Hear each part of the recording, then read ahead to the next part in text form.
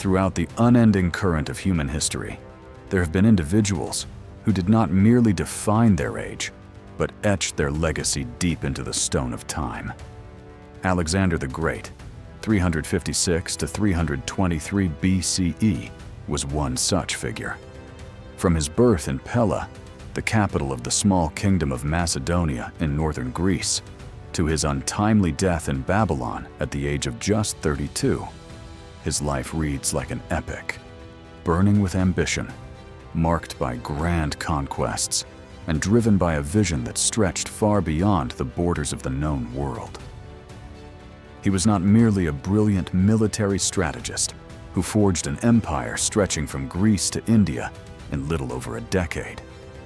Alexander was also the architect of the Hellenistic era, a golden age where East met West, where cultures intertwined, and where science, art, and philosophy flourished in dazzling harmony.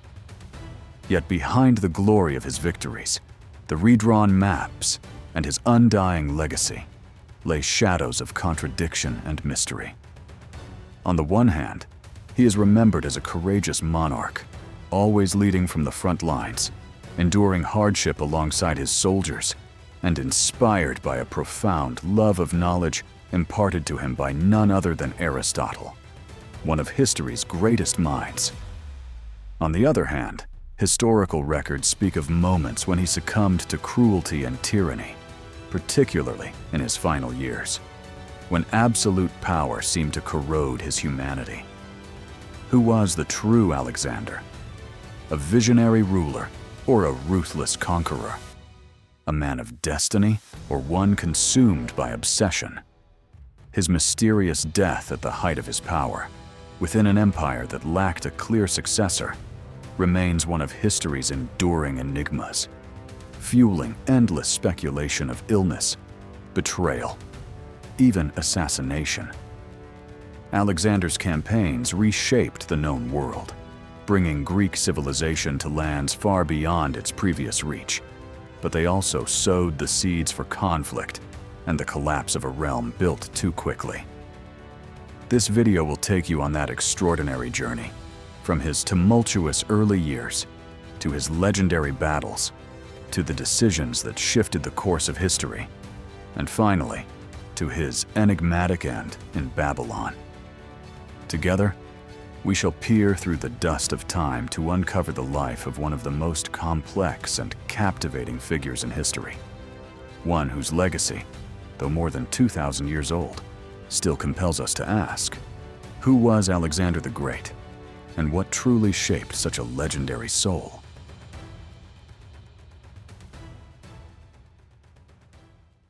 One, an unusual childhood. Alexander was never meant to be ordinary. Flowing through his veins was a curious blend of Western intellect and Eastern mysticism. His father, Philip II of Macedon, was a military genius who unified most of the Greek city-states through sword and strategy. His mother, Olympias, a princess of Epirus, was devout, intelligent, and fiercely ambitious. She believed her son was no mere mortal, but the product of divine destiny. His childhood knew no games, nor carefree days.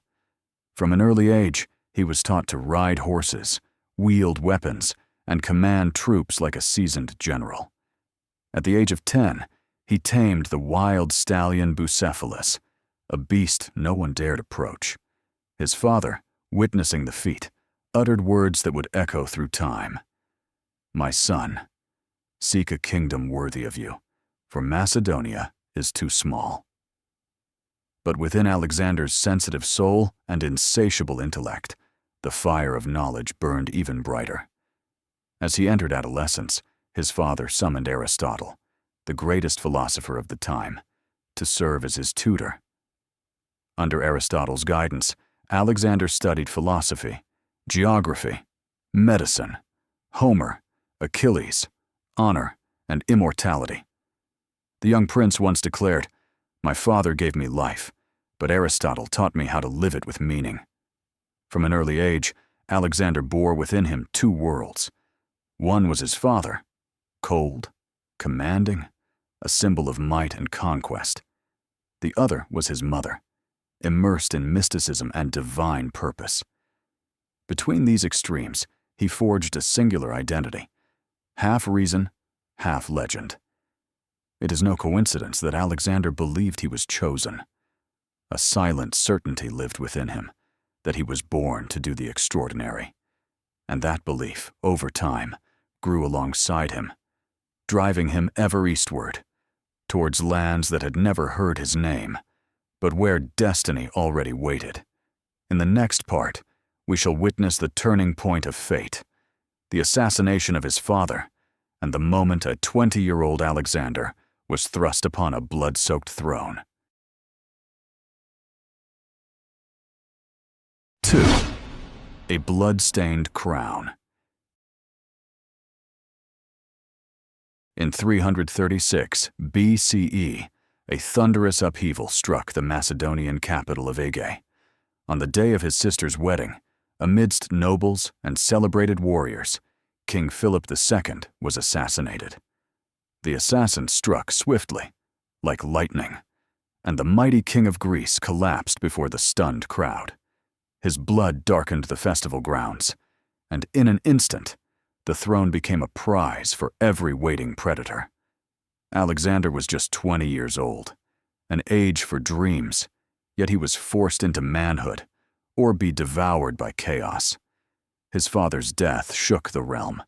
Half-brothers, ambitious generals, and rebellious city-states, all prepared to seize power in the ensuing storm.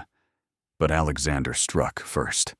In a matter of days, he had executed suspected traitors, secured the army's loyalty, and claimed the throne, not through bloodline alone, but by strength and resolve. When he inherited the crown, many Greek city-states saw an opportunity to break free from Macedonian control. Thebes, proud and ancient, rival to Athens and Sparta, rose in rebellion.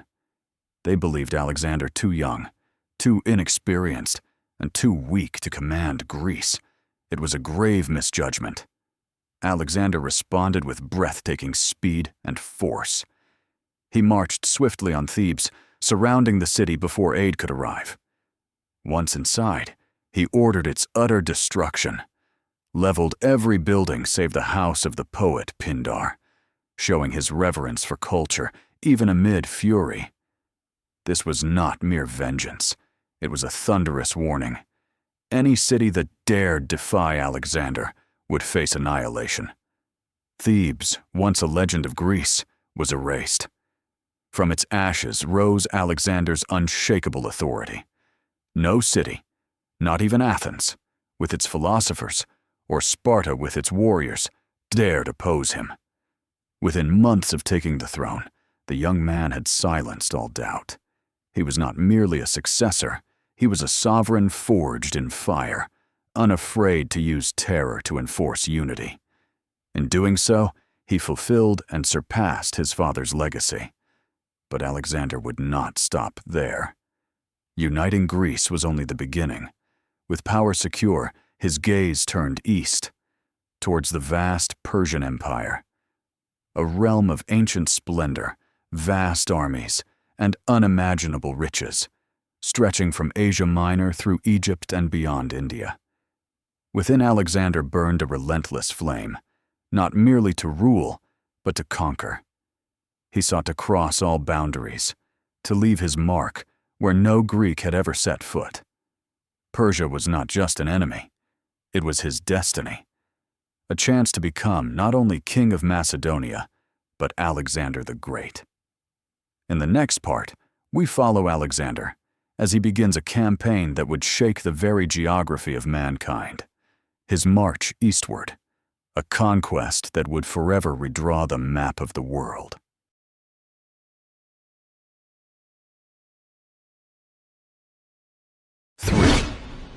The eastward campaign begins. Before his assassination, Philip II, Alexander's father, had devised an ambitious expedition against the Persian Empire.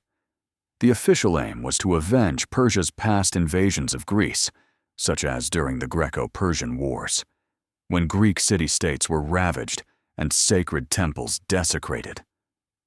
For Alexander, waging war on Persia meant fulfilling his father's dying wish, asserting his legitimacy, and proving himself a worthy heir.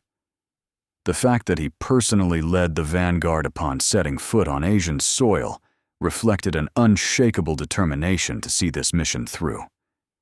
In 334 BCE, on the shores of the Hellespont, the narrow strait separating Europe and Asia, a mighty army stood poised to cross the waters. Alexander rowed to the prow of the ship, raised a cup of wine, and offered it to Poseidon. The red wine spilled into the sea. A sacred rite, a declaration of war upon the Eastern world. The eastward campaign had officially begun. That same year, Alexander led his Macedonian forces into Asia Minor, Persian territory, and encountered his first major engagement at the river Granicus. It was the young king's first true test, and the moment to prove the might of his army. With only around 35,000 men, Alexander's force seemed modest compared to the vast Persian Empire. But what he carried was more potent than numbers: iron discipline, superior tactics, and an unbreakable faith in his destiny. He believed he was chosen to achieve what no one had dared dream: to bring down the world's greatest empire. The Persian forces, commanded by generals and local satraps, had selected what they believed was an impenetrable defensive position. They lined their troops along the far bank of the Granicus River, its waters swift, its edges steep. They assumed the Macedonians would not dare cross under such treacherous conditions. Surely, the river itself would wear down or destroy any force foolish enough to try. But Alexander thought differently. With characteristic boldness and foresight, he realized that delay would only forfeit surprise and morale.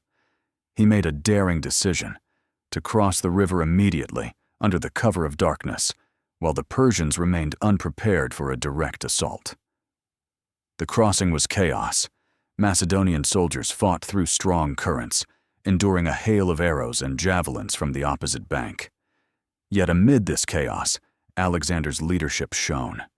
He led the attack himself and kept his lines intact. His men, forged in discipline and loyal to the core, did not falter. Once across, a brutal battle erupted on the riverbank. Macedonian forces, especially the elite companion cavalry led by Alexander, charged with ferocity. They shattered the Persian ranks, driving them back and inflicting heavy losses. The victory at Granicus was a stunning blow to Persian confidence and a powerful demonstration of Alexander's prowess. It granted him strategic advantage and shattered Persia's illusion of invincibility. With the gateway to Asia Minor open, Greek and Persian cities began surrendering with little resistance, bolstering Alexander's resources and prestige. In many places, locals welcomed Alexander as a liberator from Persian oppression. This allowed him to expand his reach with minimal bloodshed. In 333 BCE, Alexander pressed southward through Anatolia, modern-day Turkey. There, he faced one of the greatest trials of his military career, the Battle of Issus. This was no ordinary clash. It was his first direct confrontation with Darius III, the great king of Persia.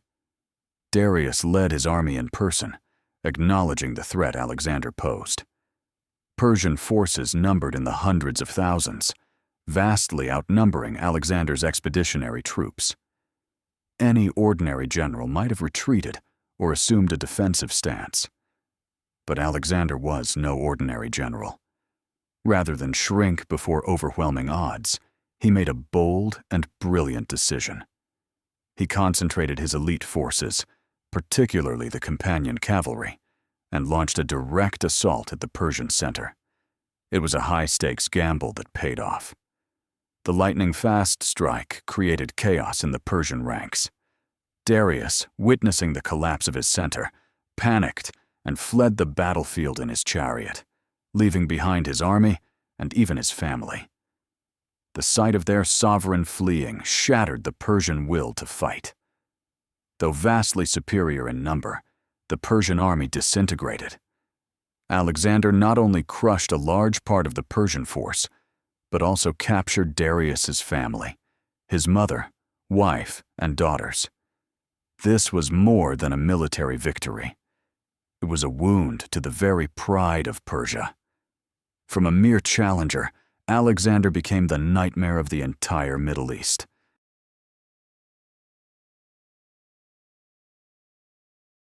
Fourth, son of Ra. Following his triumph at Issus, Alexander advanced into the southern coastal territories, Phoenicia and Egypt. These were not only wealthy lands, but strategic strongholds of Persian naval power. Capturing them would cripple Persia's maritime dominance and secure supply lines for Alexander. But what happened next was both unexpected and dramatic. Instead of fierce resistance, the Egyptians welcomed him with open arms. Long subjected to Persian rule, the people of Egypt saw Alexander not as a conqueror, but as a liberator. They did more than greet him. They crowned him pharaoh, sovereign ruler of both Upper and Lower Egypt. They even declared him the son of Ra, the supreme sun god of Egyptian belief. This was no mere formality. It was a sacred political gesture that legitimized Alexander's rule in the eyes of the Egyptian people. He was no longer an outsider, but a divine successor to the pharaohs of old. During his time in Egypt, Alexander made a momentous decision. On the fertile banks of the Nile, he founded the city of Alexandria. This was not just any city. It was meticulously designed as a hub of commerce, culture, and knowledge. Strategically placed on the Mediterranean coast, Alexandria would flourish into a beacon of ancient civilization, home to the famed Library of Alexandria and the Pharos Lighthouse. From a daring warrior crossing the Hellespont, Alexander had become a living symbol of power, vision, and divine favor. He was no longer merely feared, he was revered. But Alexander's journey was not yet complete. Though he had captured vital territories and forced Darius III to flee, the Persian Empire was not yet vanquished.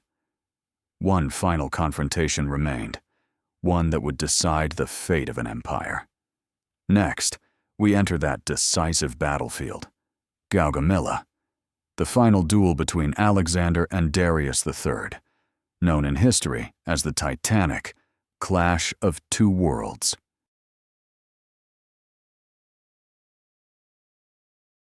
Five, the Battle of Gaugamela.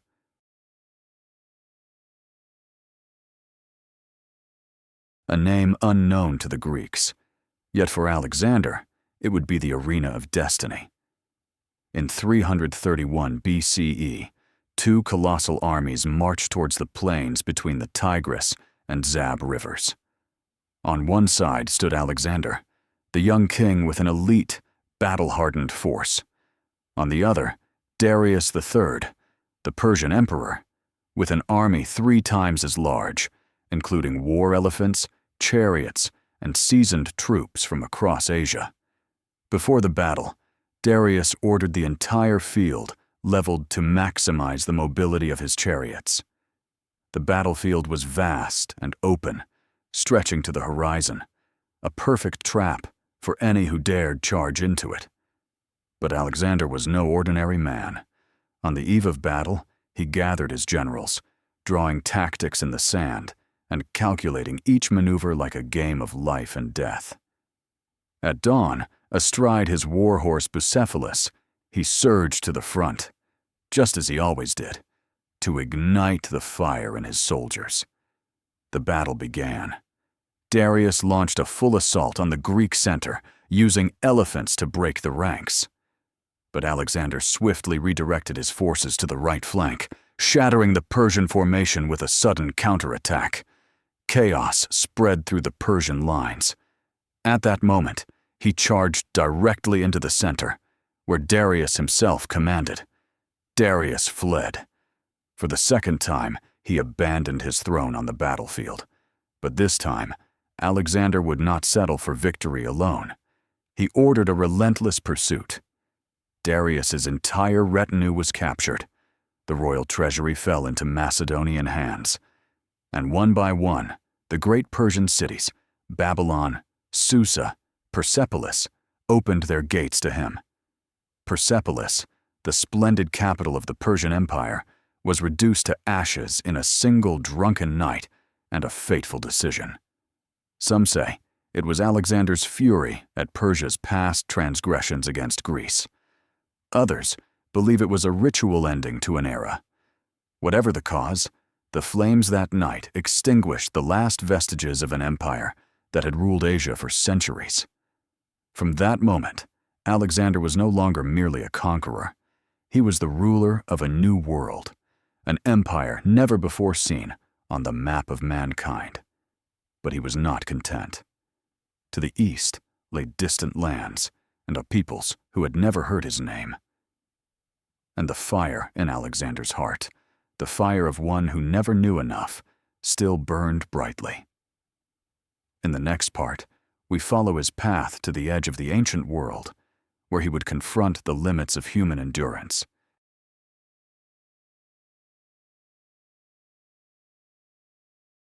Six.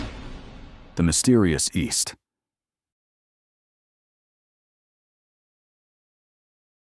After Gaugamela, Alexander did not return. He did not hold a coronation, nor declare himself emperor. For in his heart, glory did not lie in Persepolis or Babylon, but far beyond, in the east, where the sun rose and the map remained blank. And so he marched on. In 330 BCE, his army crossed the treacherous Hindu Kush mountains. Bitter winds cut through flesh, supplies ran thin, and harsh terrain weighed down every step. Yet Alexander did not falter. He traveled alongside his men, ate with them, slept upon the rocks. That image, a king who spurned luxury to suffer with his soldiers, made him a living legend. Upon reaching Bactria, now modern-day Afghanistan, Alexander faced fierce resistance from local tribes. The battle was not just of arms, but of diplomacy. He married Roxana, daughter of a Bactrian chieftain, to forge alliance. It was more than marriage. It was a message. Alexander did not come to rule, but to unite. The farther east he went, the more he changed. Greek tunics were traded for Persian robes. He ordered his generals to adopt local customs, welcomed natives into his army and court. It was not merely strategy, but the vision of a ruler striving to build a unified world without cultural borders. In 326 BCE, Alexander crossed the Indus River and faced King Porus at the Battle of Hydaspes. It was one of the bloodiest conflicts of his life. The Indian army had war elephants, terrain advantage, and overwhelming numbers. Alexander used guile, crossing the river at night in a thunderstorm to strike from behind. He won, but was gravely wounded. For the first time, his life hung by a thread. Impressed by Porus's courage, Alexander did not punish him, but made him a satrap, restoring his lands. It was a hallmark of his rule, to honor valor, even in former foes. But as he prepared to push deeper into India, his troops mutinied. They had traveled too far, too long. They missed home, were exhausted, and feared what lay ahead. Alexander pleaded, but for the first time, he yielded. The march ended at the banks of the Hephaestus. The king of the world gazed east, at dreams left unfinished, then turned back. Yet in his heart, the yearning for discovery remained undiminished.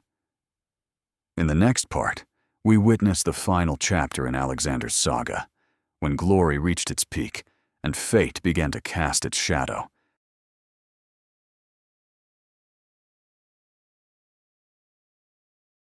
7. A mysterious death.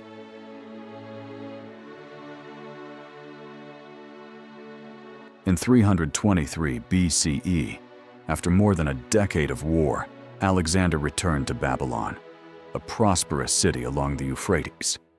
No more battles, no more drums of war, only architectural plans, visions to rebuild the grandest empire the world had ever seen.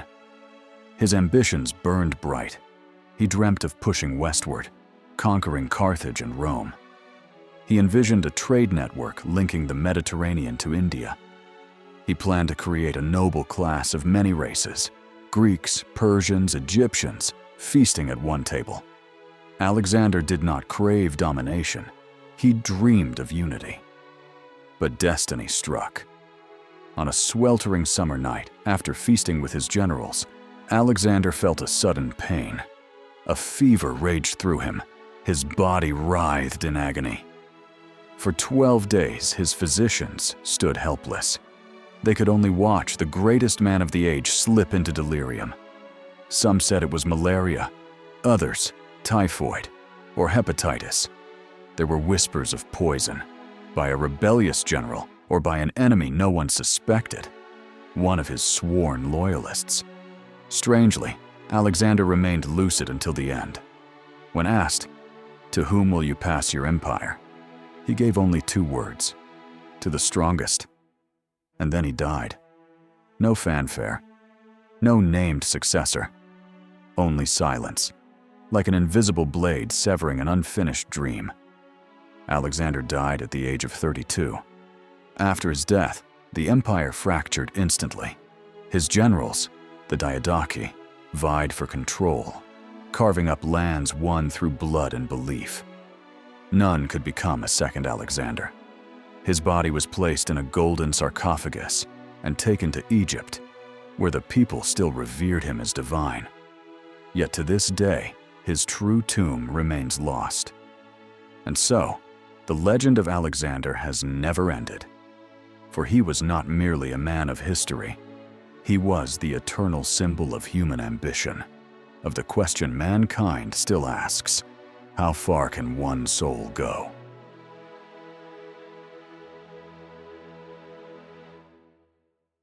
His legacy.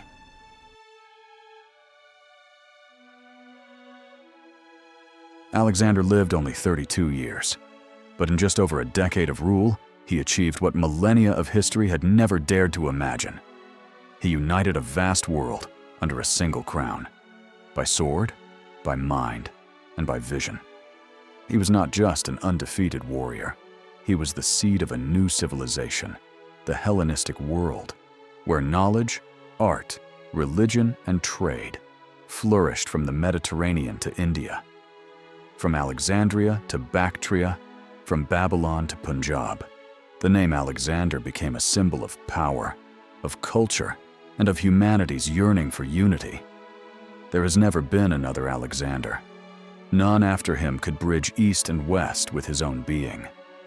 None could be warrior, philosopher, and statesman, all within one short life. They say, history belongs to those who refuse limits. Alexander was the embodiment of that truth.